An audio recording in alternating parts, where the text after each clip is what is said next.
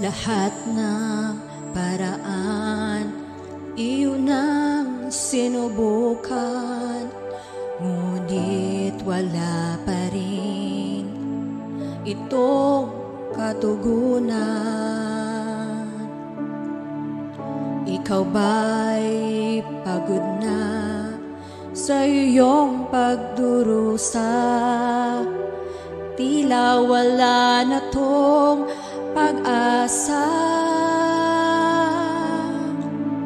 Huwag mong palampasin ang pagkakataon kung nais mong sundin ang ating Panginoon.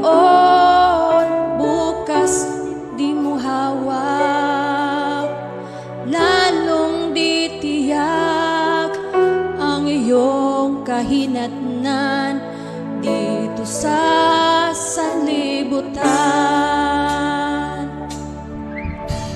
Ngayong alam mo na may bagong umaga, at ito'y matatagpuan sa anak na nagdusa. Nais kong iyong malaman, isa ka sa dahilan sa dugo niyang tumikis para sa sanlibutan.